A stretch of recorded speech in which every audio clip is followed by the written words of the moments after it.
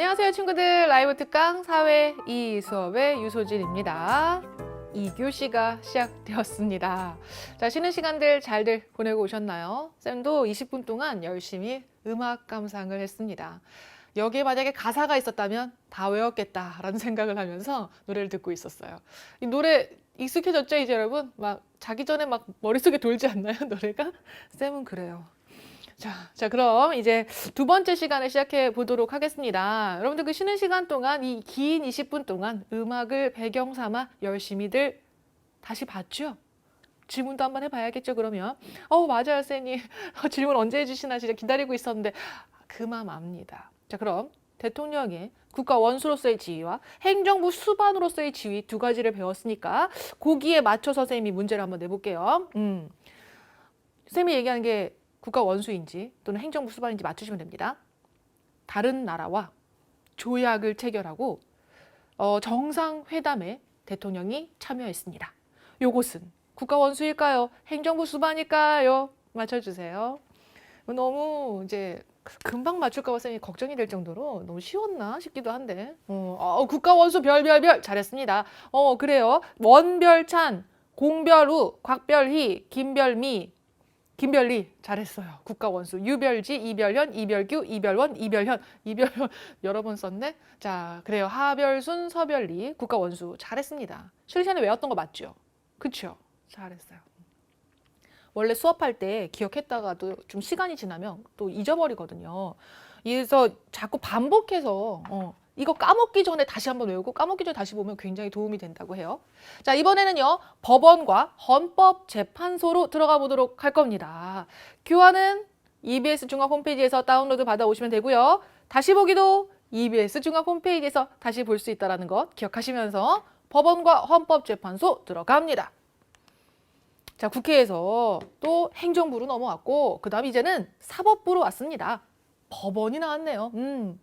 법원은 사법작용을 하는 곳이거든요. 이때 사법, 요 사자, 뒤에 있는 법은 법법자고. 한자 급수시험들 다들 준비해 본 적 있나요? 또는 한자 공부 좀 하셨나요? 저 사자가 무슨 사자일까요? 요게 실은 이 법원이 어떤 역할을 가지고 있는지를 정확하게 보여주거든요. 아직 국가원수를 박별혁 친구 얘기하고 있네요. 그래, 지난 시간에 국회 배웠나요? 국회 배웠어요, 김별경 친구. 이제 왔어요? 안 되는데. 다시 보기 꼭 하세요. 그래요. 해석하다, 적용하다라고 신별리 친구 잘 얘기했습니다.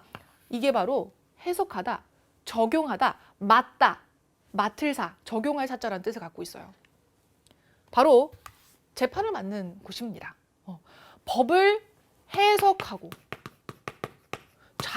적용해서 분쟁을 해결하는 국가작용을 사법이라고 그래요. 법을 맡다. 여러분들이 이제 이 사람들 사이에 다툼이 일어나는 경우들이 종종 보여지죠.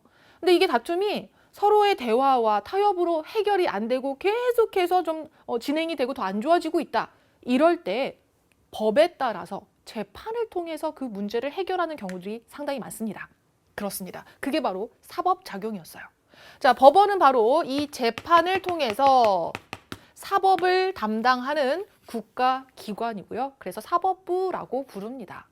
재판에 대해서는 우리 중학교 1학년 때 배웠었죠. 쌤 덕분에 잠이 확 깬다 그랬는데 쌤 목소리가 잠이 확 깨요? 그런가? 좀 포근하고 나긋나긋하진 않죠. 그죠? 그래, 아무튼 간에 그만큼 시원시원하다고 그렇게 받아들인 거라고 이해하겠습니다. 자, 이 재판이라고 하는 걸 이제 우리 중학교 1학년 때 배웠는데 민사재판, 형사재판, 가사재판 기억나시죠? 재판의 과정도 배워봤었고, 그죠? 자, 요 재판을 담당하는 법원을 이제는 배우는 거죠. 국가기관으로서 법원. 자, 법원을 다른 말로 사법부라고 한다는 거 다시 한번 기억하시면서 헌법에 그 내용이 이렇게 쓰여져 있습니다. 헌법 제101조 사법권은 법관으로 구성된 법원에 속한다. 사법권은 법원에 속한다. 이렇게. 그래서 입법부, 행정부, 사법부의 마지막 사법부입니다. 자, 그러면 사법권 재판이라고 하는 게요, 이 정말 공정해야 되고 그 결과를 다 이제 강제적으로라도 따라야 하기 때문에 그만큼 공정하게 잘 이루어져야 되잖아요. 그래야 정의로운 사회가 될 수 있겠죠. 자, 공정한 재판을 위해서 여러 가지 제도를 운영을 하고 있는데 그 중에 첫 번째는 사법권의 독립입니다. 독립. 그 어디에도 간섭받지 않겠소. 사법권은 우리 법원만의 것이야. 이게 사법부의 독립이에요. 자, 그래서 목적은 공정한 재판을 실현하기 위해서이다. 이렇게 함으로써 국민이 가지고 있는 기본권을 보장해 주려고 하는 겁니다. 자, 한번 또 질문 던져볼까요?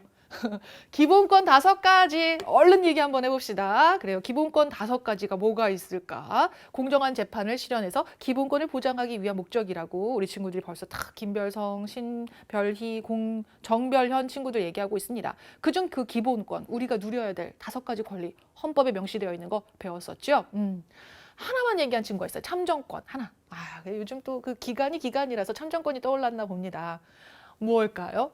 자, 그리고 또 하나, 국민의 기본권을 보장하기 위해서 결국은 이제 사법권의 독립을 시키고 있다고 했는데 법원의 독립만 하고 있는 것이 아니라요. 법원에서 재판을 진행하는 법관 또한 독립이 보장되어야 합니다.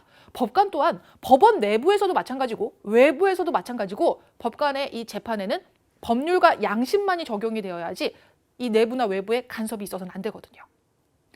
나왔어요. 안별은, 하별순, 정별조, 정별윤, 서별하. 잘했습니다. 이별유, 한별수, 예별이까지도 자유권, 평등권, 참정권, 사회권, 청구권이 있습니다. 라고 이별건 친구까지 잘 얘기했어요. 다 기억 너무너무 열심히 잘하고 계시는데요. 자, 여기 헌법에 보시면은요. 법원의 독립과 법관의 독립에 관련된 내용이 또 나와 있습니다. 이 헌법이 정말 이런 걸 다 담아 놓고 있네요. 대법원과 각급 법원의 조직은 법률로 정한다. 헌법 제103조에는 법관은 헌법과 법률에 의하여 그 양심에 따라 독립하여 심판한다. 자, 이렇게 해서 법원의 독립, 법관의 독립을 딱 명시를 해두고 있습니다. 그 어디에도 간섭받지 않고 법률에 따라서만 재판을 할 수 있도록 이렇게 독립을 해두고 있다. 기억해 두시고 다음으로 갑니다. 자, 이번에는요, 법원의 조직을 좀 살펴볼까 합니다. 지난 시간 우리 이제 국회 조직도 봤었고, 그 다음 행정부의 조직도 봤었고, 이번엔 법원의 조직을 보는 거죠. 헌법에는 이렇게 국가기관이 어떤 권력을 가지는지, 또 국가기관의 조직과 운영은 어떻게 이루어지는지를 담아두고 있어요. 헌법 조항 하나하나를 분석해가면서 우리가 지금 정리를 하고 있는 겁니다. 야, 이 헌법을 아는 우리예요. 법원의 조직은 이렇게 생겼습니다. 대법원, 고등법원, 지방법원이라고 하는 일단 요 기본적인 큰 틀 기억하시고 그런 가운데 특수법원들을 같이 좀 기억하시면 좋겠어요. 갈게요. 여기 보시면 대법원이 나와 있고 고등법원, 지방법원이라고 있는데 요 지방법원에서부터 제일 첫 번째 재판이 이루어집니다. 지방법원은 주로 민사사건과 형사사건의 1심 재판을 담당합니다. 민사재판, 형사재판. 요게 1심, 첫 번째로 이루어지는 곳이 지방법원이에요. 일반적으로 가정들을 얘기합니다. 자, 그 다음 1심에서 재판을 받았는데 억울해요.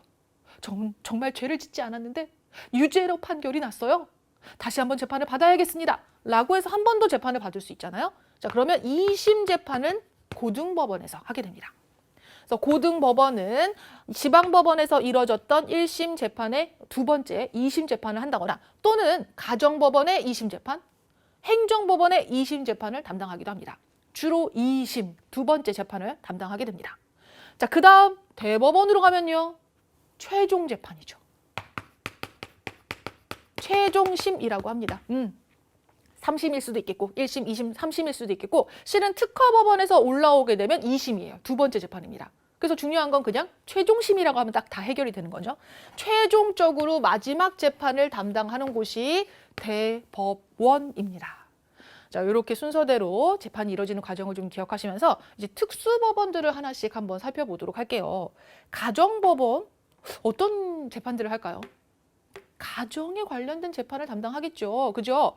최종 법원에서 유죄 판결이 나오면 그냥 유죄죠. 맞아요. 유죄죠. 끝. 자, 가정법원은 가사 재판을 담당합니다. 가사 사건. 가정 내에서 일어나는 뭐 이혼이나 양육권 문제라든지 또는 재산 상속에 관련된 문제라든지 양자 문제라든지 이런 것들에 관련된 이 재판을 하는 곳이 가정법원이에요. 또 하나 소년보호 재판이 있어요. 요즘 소년보호 재판 또는 소년보호 사건이라고 합시다.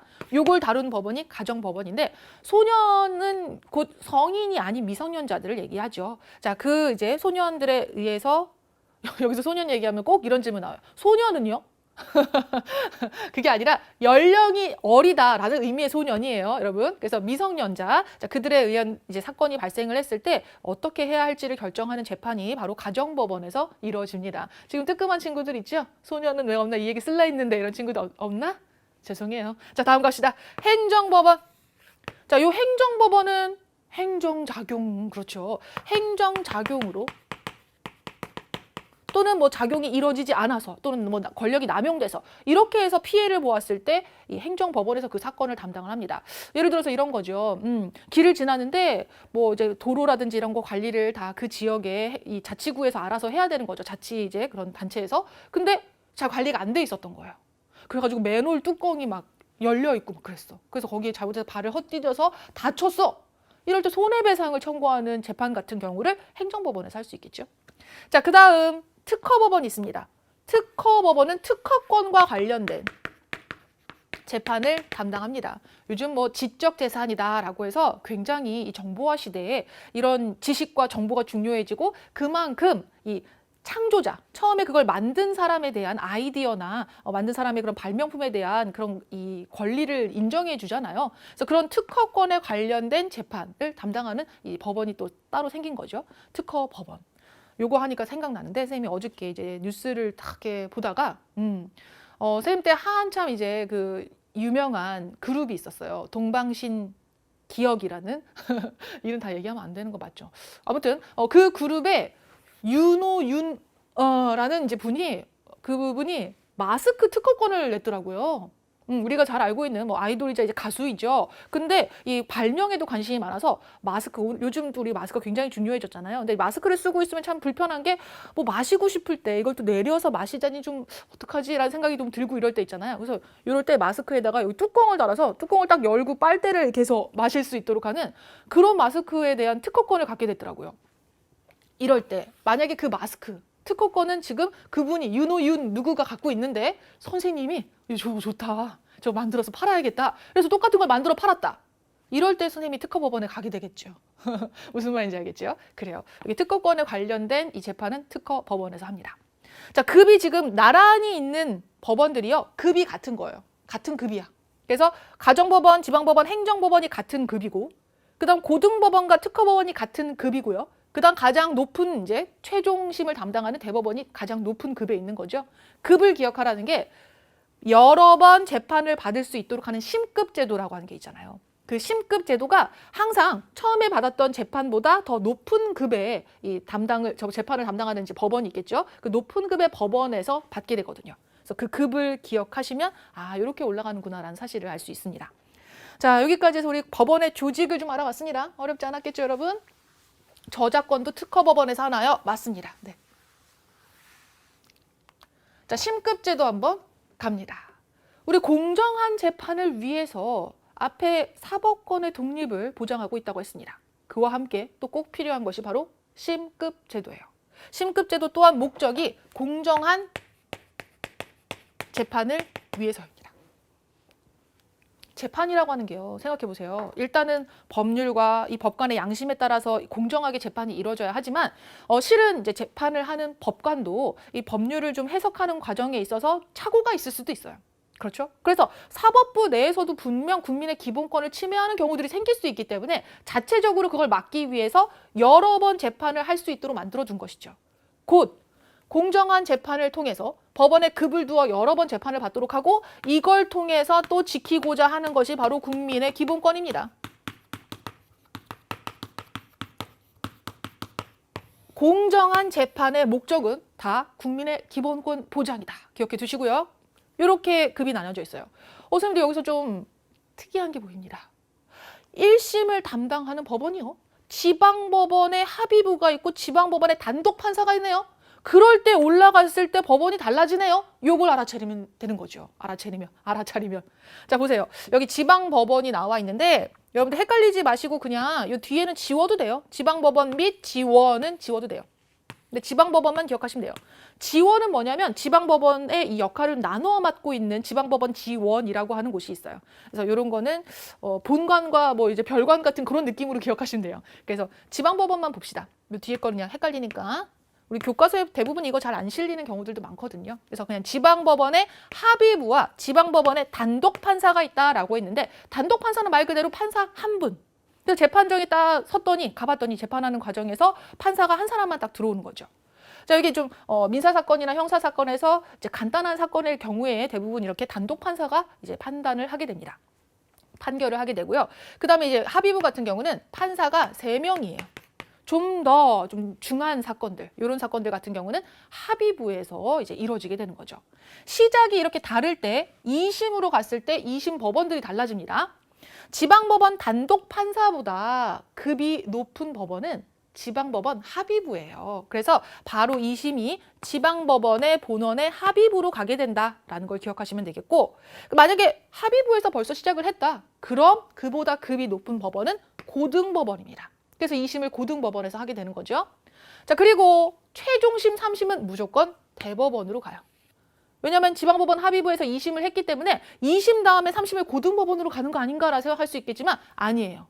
최종심은 무조건 3번째가 최종심으로 끝이잖아요. 이때는 대법원으로 가야 됩니다. 그래서 요 순서를 좀 기억하셨다가 혹시라도 이 칸을 비운다거나 또는 요 칸을 비웠을 때 맞출 수 있도록 하시면 좋겠습니다. 심급 제도, 여러 번 재판을 받을 수 있도록 하는 제도라는 걸 기억하시면 좋겠습니다. 자, 교환을 어디서 찾을 수 있나요? 라는 이제 친구들의 질문이 있는데 1주차 교환도 아마 교환 올리는 다운로드 홈페이지에서 같이 다운받을 수 있을 거예요. 그렇게 올라가서 받아주시면 될 것 같고요. 자, 1심, 2심, 3심. 아, 요거 중요한 거 빼먹을 뻔했다, 쌤이. 큰일 날 뻔했네요. 자, 1심 재판에서 억울해요. 한 번 더 재판을 받겠습니다. 라고 했을 때 요걸 뭐라고 하냐면 항소한다라고 해요. 항소하면. 항소심은 2심 법원, 고등법원. 자, 이때 고등법원의 재판의 결과에도 억울해요. 한 번 더 재판을 받겠습니다. 뭐 마찬가지로 검사 측에서도 한 번 더 재판이 필요합니다. 라고 요구할 수 있어요. 자, 이럴 때 상고한다라고 해요. 상고심은 대법원이 무조건 하는 거죠. 항소, 상고. 1심에서 2심은 항소, 2심에서 3심은 상고. 마찬가지예요. 항소, 상고. 이렇게 기억해 두세요. 그리고 이 항소하고 상고를 합쳐서 표현하는 말이 있어요. 이것도 그냥 하나 기억해 둘까요? 상소제도라고 합니다. 통촉할 이거 아니고요. 그 상소 아니고 항소, 상고 합쳐서 상소라고도 부릅니다. 기억해 두시고요. 자, 이제 다음으로 가볼게요. 방금 봤던 내용을 바탕으로 해서 맞춰보아요. 자, 한번 읽어보세요, 여러분. 법원, 어느 법원으로 이럴 때 찾아가야 할까? 한번 맞춰보는 건데요. 연예인 A가 B를 상대로 이혼 소송을 신청했대요. 어느 법원에서 재판을 담당하나요? 가끔 이제 뉴스 기사를 보면 이제 이렇게 많은 사람에게 알려진 공인들의 경우에는 가사 일인데, 그 집안 일인데 이제 우리에게 막 알려지는 경우가 있죠. 그럴 때 재판 어디서 받는지도 궁금하다. 어디서 받을까요? 이혼. 임별영 친구, 이별은, 김별정 답 나왔어요. 오별은, 박별영 친구도 나왔고요. 김별호도 나왔습니다. 가정법원이죠, 그죠? 가정법원. 가사일, 이혼이나 뭐 재산 상속과 관련된 뭐 양육권 문제라든지 이런 것들은 가정법원에서 이야기를 하게 됩니다. 이별선 친구도 잘 얘기했고요. 조별의 친구도 잘했습니다. 자, 그다음 두 번째는요. 우리 회사에서 만든 특허 전구를 다른 회사에서 비슷하게 무단으로 만들고 있어서 판매 금지 신청을 하고 싶은데 어디로 가야 할까요? 어디로 가야 할까요? 이별재, 전별미 친구, 유별빈 친구 잘했습니다. 특허법원으로 가야죠. 맞습니다. 자, 이렇게 해서 각각 어떤 법원에서 어떤 사건을 담당하는지 좀 구분을 지어주시면 좋겠습니다.